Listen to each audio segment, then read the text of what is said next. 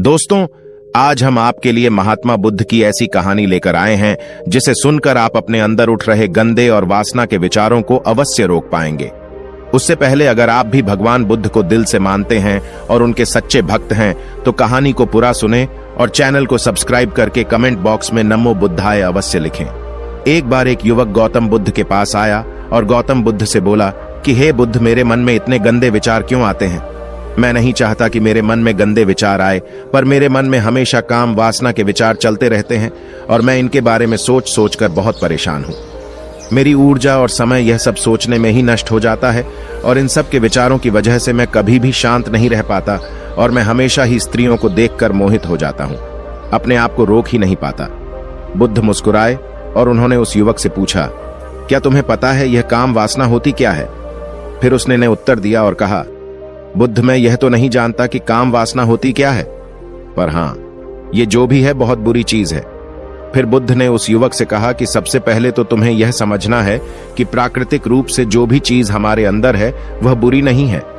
हमारे जीवन में उसकी कुछ ना कुछ जरूरत है। वासना कोई बुरी बात नहीं है। यह तो हमारे मन की एक भावना है जो हमें किसी ना किसी चीज की कमी का एहसास करवाती है और फिर हम उस चीज को पाने के लिए उस चीज की तरफ आकर्षित हो जाते हैं। जैसे अगर तुम्हारे पास धन की कमी है तो तुम में धन पाने की वासना उत्पन्न हो जाएगी। तो वासना कुछ और नहीं, बस एक प्रकार की कमी है जो कि एक प्रकार की जरूरत का एहसास है, और जब यह जरूरत शारीरिक हो तो हम इसे काम वासना का नाम देते हैं।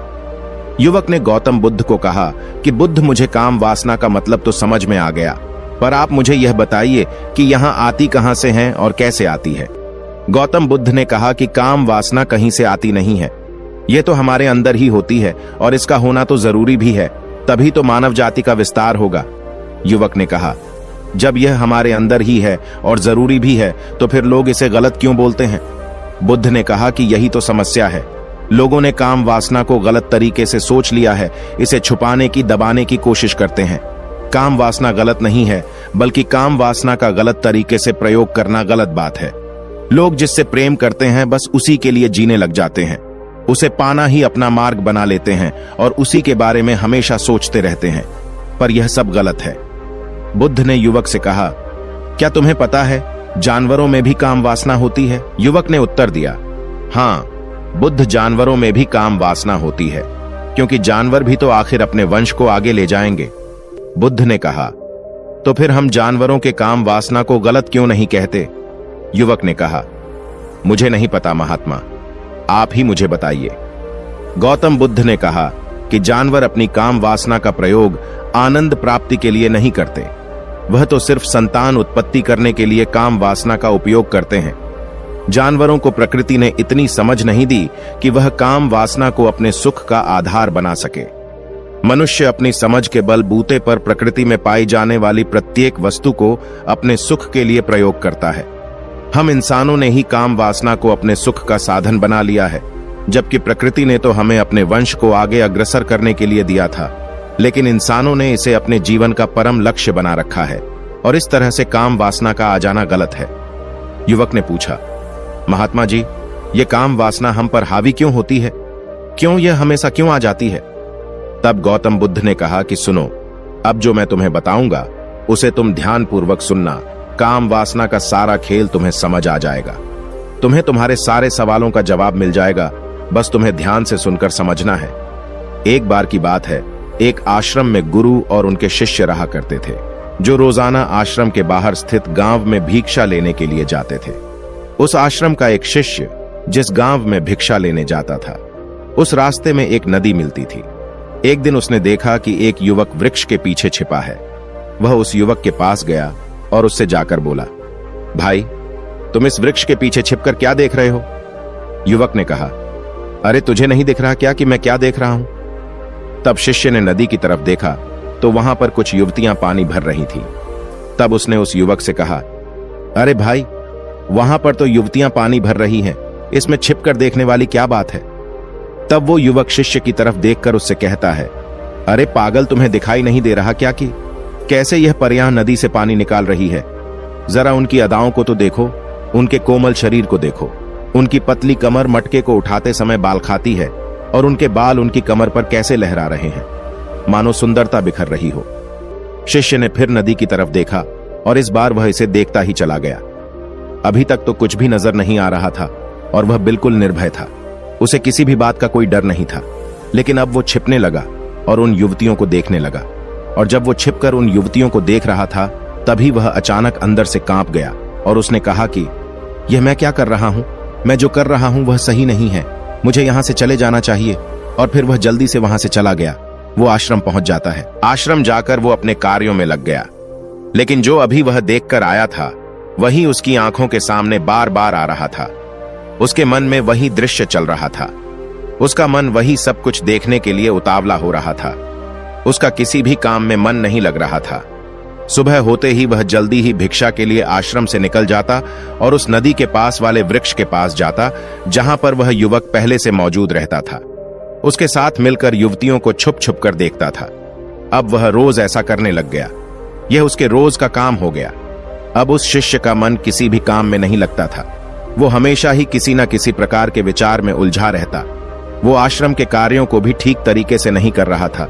ना वो ठीक से सो पाता था, ना वो ठीक से खाना खा पाता था। उसका मन बेचैन सा रहता था। उसका मन बार बार उन युवतियों के सौंदर्य को देखने के लिए लालायित होता रहता था। जब गुरु दीक्षा देते तब भी उसका मन कहीं और विचारों में खोया रहता था। गुरु ने अपने शिष्य की इन हरकतों को भांप लिया था। तब एक दिन गुरु ने शिष्य को अपने पास बुलाया और कहा कि आज से मैं भी तुम्हारे साथ भिक्षा मांगने चलूंगा। तुम और मैं साथ साथ भिक्षा मांगने चलेंगे। तभी शिष्य गुरु को मना करते हुए बोला, नहीं गुरुदेव, आप परेशान क्यों हो रहे हो? मैं अकेला ही ठीक से भिक्षा मांग सकता हूं। गुरु ने शिष्य से कहा कि ठीक है, तुम अकेले ही भिक्षा मांगने जाओ। शिष्य तुरंत वहां से भिक्षा मांगने के लिए निकल गया। उसके जाने के बाद गुरु भी आश्रम से निकल गए और शिष्य का पीछा करने लगे कि वो कहा जाता है, किससे मिलता है। ये सब देखने के लिए उसके पीछे पीछे चलने लगे। कुछ आगे जाने के बाद गुरु ने देखा कि उनका शिष्य एक युवक के साथ एक वृक्ष के पीछे अपराधी की तरह छिपा हुआ है और छिपकर कुछ देख रहा था। गुरु भी अपने शिष्य के पीछे गए कि आखिर उनका शिष्य क्या देख रहा है, जिसे देखने के लिए वो वृक्ष के पीछे अपराधियों की तरह छिपा हुआ है। गुरु ने देखा कि उनका शिष्य वृक्ष के पीछे छुपकर युवतियों को देख रहा था जो कि नदी से पानी भर रही थी। तभी गुरु ने शिष्य को कहा कि तुम क्या देख रहे हो? अपने गुरु की आवाज सुनकर वह शिष्य घबरा गया और उसके पसीने छूटने लगे। वह थर थर कांपने लगा, जैसे किसी चोर को चोरी करते समय रंगे हाथों धर लिया हो। उसकी हालत खराब हो गई। वह कुछ भी नहीं बोल रहा था। उसके मुंह से कुछ टूटे फूटे शब्द ही बाहर निकल रहे थे। वो अपने गुरु से नजर भी नहीं मिला पा रहा था। गुरु ने शिष्य की तरफ देखा और कहा कि मेरा शिष्य तो निर्भय था, उसे तो किसी भी चीज का डर नहीं था, लेकिन यह क्या, तुम तो डर के मारे कांप रहे हो। शिष्य ने गुरु से कहा कि मुझे माफ कर दो गुरुदेव, मेरा इसमें कोई दोष नहीं है। उस युवक ने मुझे बहका दिया था, लेकिन आपसे मैं वादा करता हूं कि आज के बाद मैं ऐसा कभी दोबारा नहीं करूंगा। मुझे माफ कर दो। गुरु ने शिष्य से कहा कि कोई बात नहीं, पर इस बात का तुम ध्यान रखना कि हम जैसी संगति करते हैं वैसा ही फल हमें प्राप्त होता है। उसके विचार हमारे अंदर प्रवेश करते हैं, इसीलिए अच्छी संगति करो जिससे तुम्हारे अंदर अच्छे विचारों का प्रवेश हो। फिर गुरु और शिष्य आश्रम लौट आए और फिर से आश्रम के कार्यों पर ध्यान देने लगे। उसने उस रास्ते को त्याग दिया और दूसरे रास्ते से जाने लगा। वो अपने काम को ध्यान से करता, लेकिन धीरे धीरे उसके अंदर क्रोध उत्पन्न हो गया और फिर वो दूसरों पर क्रोध करने लगा और बेचैन रहने लग गया। अब वो सही समय पर भोजन भी नहीं करता था। वह भोजन भी बहुत कम खाता था। एक रात गुरु शिष्य के पास आए और उसे बोले कि अब तक तुम कितनी बार अपने वादे से मुकर चुके हो। यह सुनकर शिष्य अपने गुरु के चरणों में गिर गया और रोने लगा। रोते रोते ही उसने गुरु से कहा कि गुरुदेव, मैं कई बार अपना वादा भूला हूं, फिर वादा कर लेता हूं, लेकिन हर बार मैं वादा भुला देता हूं। मेरा मन मेरे नियंत्रण में है ही नहीं। मैं बहुत कोशिश करता हूं कि मैं अपने मन से सारे बुरे विचारों को निकाल डालूं, लेकिन मैं चाहकर भी ऐसा नहीं कर पा रहा हूं। फिर गुरु ने शिष्य को कहा कि चलो मेरे साथ। गुरु शिष्य को आश्रम के बगीचे में लेकर गए और शिष्य से कहा कि देखो, यहां पर कुछ नाली बनी हुई है जिससे नदी का पानी इन पौधों तक आ रहा है और यह पानी एक निरंतर भाव से बह रहा है। क्या तुम इस पानी के बहाव को रोक सकते हो? शिष्य ने कहा कि हां गुरुदेव, मैं इस बहाव को रोक सकता हूं। फिर शिष्य ने मिट्टी उठाकर उस नाली में डाल दी। वो पानी कुछ देर के लिए रुक गया और फिर कुछ समय बाद मिट्टी के ऊपर से पानी बह गया। गुरु ने शिष्य से कहा, अरे यह क्या, यह तो पानी रुका ही नहीं, फिर शिष्य ने कुछ मट्टी पत्थर उठाकर उस नाली में डाल दिए और फिर कुछ समय के लिए पानी रुक गया, लेकिन फिर उस पत्थर के ऊपर से पानी निकल आया। फिर गुरु ने कहा कि यह क्या हुआ? पानी तो फिर से बह गया। तुम तो बोल रहे थे कि तुम इसे रोक दोगे। क्या हम किसी काम को रोकना चाहे तो क्या हम उसे रोक नहीं सकते? तब शिष्य ने कहा, कोई बात नहीं गुरुदेव, मैं इस पानी को तो आपको रोक के दिखाऊंगा। वह फिर से एक भारी सा पत्थर लेकर आया और उसे नाली पर डाल दिया और पानी रुक गया।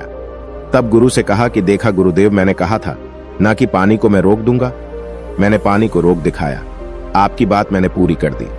गुरु मुस्कुराए और बोले, अच्छा जरा ध्यान से देखो पा, ये रुक गया क्या? वो तो पीछे की नाली से बाहर आ गया और अगल बगल से बह रहा है। और ध्यान से देखो, इस पत्थर के आगे भी आ गया और यह पानी अपना रास्ता बदलकर फिर से आगे की तरफ बह जाएगा। और फिर कुछ देर बाद ऐसा ही हुआ। फिर गुरु ने शिष्य को समझाया कि तुम्हारे साथ भी तो ऐसा ही चल रहा है। तुम बार बार प्रयास कर रहे हो, पर हर बार तुम्हारा प्रयास टूट रहा है और यह हमेशा टूटता ही रहेगा। तुम कितना भी मिट्टी पत्थर रख लो, लेकिन पानी तो अपना रास्ता बना ही लेगा। यह सब देखकर शिष्य ने गुरु से कहा कि हे गुरुदेव, क्या कोई तरीका नहीं है जिससे मैं गंदे विचारों से बाहर निकल सकूं और यह मेरे मन में आए ही नहीं? गुरु शिष्य को एक नदी के पास ले गए जहां से उस बगीचे में पानी आ रहा था। गुरु ने शिष्य से कहा, वो पानी इसी नदी से जा रहा है। अगर हम यहीं से उस रास्ते को बंद कर दें जहां से पानी बगीचे में जा रहा है, अब क्या हम पानी को रोक नहीं सकते? शिष्य ने कहा कि हां गुरुदेव, अवश्य ऐसा हो सकता है। मैं इस पानी को यहीं से बंद कर देता हूं, तब आगे की नाली में पानी जाएगा ही नहीं और फिर बगीचे में पानी जाएगा ही नहीं। फिर शिष्य ने नदी से जाने वाले रास्ते को बहुत मेहनत करके पत्थर और मिट्टी डाल डालकर बंद कर दिया और गुरु से कहा कि गुरुदेव, मैंने पानी को बंद कर दिया है, अब यह पानी बगीचे में जाएगा ही नहीं। तब गुरु ने कहा कि अगर पानी बगीचे में नहीं जाएगा तो पौधों को पानी कहां से मिलेगा? उन पौधों को तो पानी की आवश्यकता है और उन पौधों में कुछ पौधे तो ऐसे हैं जिनको रोज पानी की आवश्यकता है। वह तो मुरझाकर मर ही जाएंगे, उनका क्या होगा? पानी तो हमें खोलना ही होगा। शिष्य ने गुरु की बात सुनकर वापस नदी से जाने वाले पानी का रास्ता खोल दिया। तब गुरु ने शिष्य से पूछा कि अगर हम इस नदी के पूरे पानी को बगीचे की तरफ कर दे तो क्या होगा? तब शिष्य ने जवाब दिया कि गुरुदेव, वहां पर जितने भी पौधे हैं वो गलकर नष्ट हो जाएंगे, वहां पर कुछ नहीं बचेगा। फिर गुरु मुस्कुराए और बोले, तुम इस बात को समझो कि हमें किसी भी चीज को रोकना नहीं है, बस हमें हमेशा संतुलन बनाए रखना है। कम पानी से भी पौधे नष्ट होते हैं और ज्यादा पानी से भी पौधे नष्ट होते हैं। हमारा जीवन संतुलन से ही चलता है। गुरु ने शिष्य से कहा कि अगर मैं तुम्हें कहूं कि तुम आम के बारे में मत सोचो तो तुम्हारे मन में सबसे पहले किसका चित्र आएगा? शिष्य ने कहा कि गुरुदेव, मेरे मन में तो पहला चित्र आम का ही आएगा। गुरु ने कहा कि जब हम गंदे विचारों को जबरदस्ती रोकने का प्रयास करते हैं तो वह और मजबूती के साथ हमारे अंदर प्रवेश करते हैं, हमारे अंदर उठते हैं। इसीलिए हमें उन्हें कभी भी दबाने की कोशिश नहीं करनी चाहिए। फिर गुरु ने शिष्य को समझाते हुए कहा कि हमारे गंदे विचार बुरे लोगों की संगति करने की वजह से भी आते हैं। कई बार क्या होता है कि कामुकता हमारे अंदर होती नहीं है, लेकिन कुछ अश्लील लोगों के साथ रहने की वजह से ये हमारे अंदर हावी हो जाती है। फिर शिष्य ने कहा कि गुरुदेव, आप सही कह रहे हैं, मैं अपने मार्ग से भटक गया था। फिर वह शिष्य उस रात बहुत ही चैन की नींद सोया। सुबह अपने कार्यों को पूरे मन से किया और फिर सुबह वो भिक्षा लेने के लिए उसी रास्ते से गया जहां वह युवक आज भी वृक्ष के पीछे छुपकर उन युवतियों को देख रहा था। वह शिष्य नदी पर गया जहां वह युवतियां पानी भर रही थीं। उसने उनसे पानी मांगा। उनमें से एक ने उसे पानी पिलाया और उस सन्यासी शिष्य के चरण छुए। शिष्य ने उसे आशीर्वाद दिया कि तुम्हारा कल्याण हो। उसका मन सकारात्मक ऊर्जा से भर गया। उसके चेहरे पर मुस्कान आ गई थी, जैसे कि उसे कुछ खोया हुआ वापस मिल गया हो। वह वापस अपने रास्ते से जाने लगा। तभी पीछे से वह युवक आ गया जो वृक्ष के पीछे छुपा हुआ था। वह शिष्य के पास आया और बोला कि क्या बात है, आज तो तुमने नजदीक से दर्शन कर लिए, तुम तो मुझसे भी आगे निकले। तब शिष्य ने कहा कि हम हमेशा दूसरे के दर्शन करने में ही व्यस्त रहते हैं, अपने दर्शन कर ही नहीं पाते। तुम कब तक इस वृक्ष के पीछे छुपते रहोगे? किसी को पसंद कर लो, उससे बोल दो। अगर वो भी तुम्हें पसंद करती है तो शादी कर लो, और उससे पहले तुम कुछ बन जाओ, अपने आप को पहचान लो। ऐसे अपना समय बर्बाद मत करो। फिर वह युवक रोज उससे मिलने लगा और उस युवक ने नदी पर जाना त्याग दिया। और फिर वो युवक अपने जीवन में कुछ बनने के लिए संघर्ष करने लगा। तो तुमने देखा संगति का असर क्या होता है। अपनी संगति बदलो, अपने विचार बदलो। बुद्ध ने युवक से पूछा कि क्या तुम्हें तुम्हारे सारे सवालों का जवाब मिल गया? तब युवक ने कहा कि हाँ महात्मा जी, आपका बहुत बहुत धन्यवाद।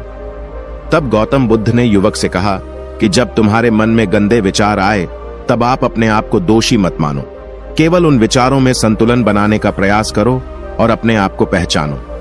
धन्यवाद।